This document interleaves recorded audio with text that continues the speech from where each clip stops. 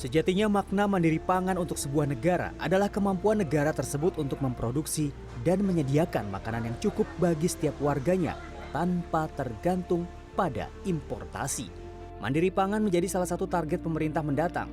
Tidak tanggung-tanggung, Presiden terpilih Prabowo Subianto optimis Indonesia bisa mandiri pangan hanya dalam waktu 4 tahun ke depan. Dari sejak awal saya ingatkan, kalau kita tergantung impor, kalau terjadi krisis, bagaimana? Ternyata terjadi krisis COVID. Negara-negara eksportir pangan hentikan ekspornya. India, Vietnam, Thailand, Kamboja. Saudara-saudara, tidak ada pilihan. Kita harus swasembada pangan, dan saya yakin dan percaya kita akan swasembada pangan paling lambat 4 tahun setelah saya menerima mandat 20 Oktober.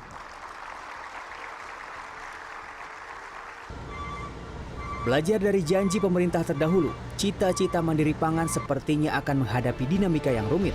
Bahkan pada periode 2019 hingga 2023, angka impor komoditas beras terus meningkat. Pada 2023 saja, angka impor beras meningkat hingga mencapai lebih dari 3 juta ton.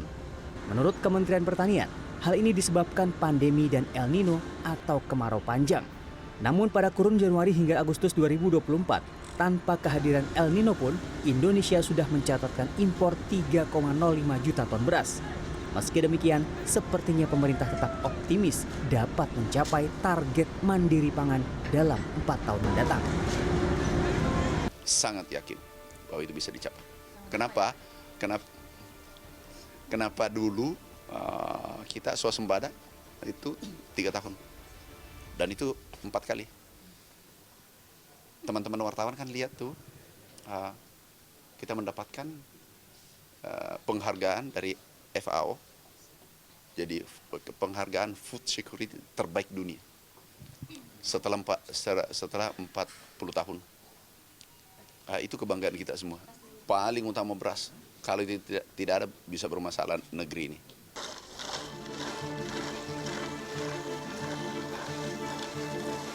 Akan tetapi dengan kondisi dan catatan panjang persoalan pangan di Indonesia selama ini, apakah target pemerintah mendatang untuk mandiri pangan hanya dalam waktu 4 tahun ke depan ini cukup realistis? Dengan kondisi sekarang, rasanya perlu realistis juga gitu ya.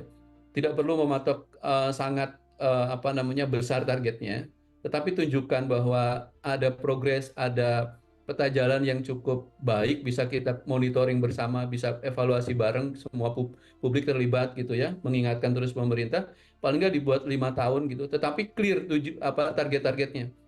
Kita khawatir terjadi manipulasi pada akhirnya gitu. Dan ketika terjadi manipulasi, yang ada adalah bungkus yang indah gitu ya, kembang yang mekar bagus gitu, tetapi di dalamnya ternyata nggak terjadi apa-apa. Tantangan untuk mencapai kemandirian pangan di masa mendatang sepertinya akan semakin kompleks dan rumit. Karena masyarakat Indonesia saat ini tidak hanya memiliki pilihan pangan beras atau nasi sebagai makanan pokoknya.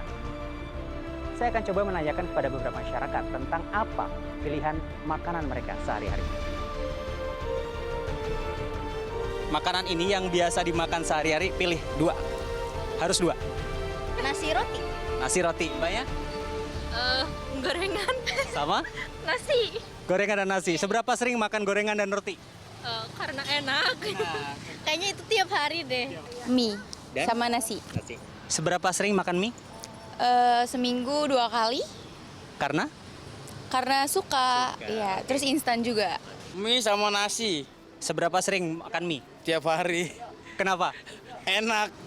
Roti. Seberapa sering makan roti, Bu? Mungkin seminggu 4 kali. Sebagai pengganti nasi atau bukan? Iya.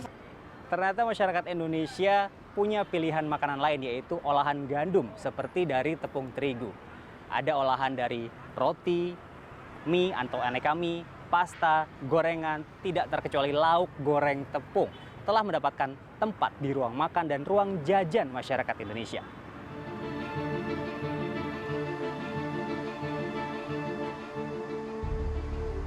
Sayangnya, 100% komoditas gandum sebagai bahan baku tepung terigu yang dikonsumsi Indonesia masih berasal dari importasi. Tren impor gandum bahkan melonjak dan diprediksi akan mendominasi pada beberapa tahun mendatang. Ada kekhawatiran gandum akan menggantikan peran beras sebagai alternatif pangan pokok sebagian besar masyarakat Indonesia. Ini yang bahaya. Tahun 70-an gandum, proporsi gandum sebagai pangan pokok kita baru 4%. Kan? Tahun 2010 sudah 18,3%. Tahun 2022 kemarin sudah 28%, Mas. Dan kalau ini tidak kita tanggulangi, maka di 100 tahun Indonesia merdeka, hampir 50% pangan pokok kita terdiri dari gandum. Padahal 100% harus kita impor. Ini, kalau kita lihat pertumbuhan konsumsi bahan pangan berbasis gandum, berapa Mas?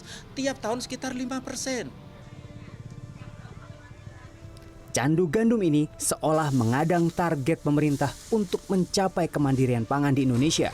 Oleh karena itu, diversifikasi dan pengembangan sumber pangan lokal harus menjadi prioritas.